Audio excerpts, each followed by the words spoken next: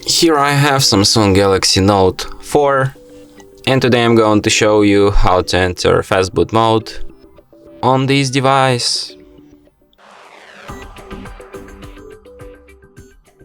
So to do this, firstly you have to turn your device off by holding down power key, tap power off, and after it turns off completely, hold down combination of keys, power key, volume down plus home key, and after that you will enter Fastboot mode.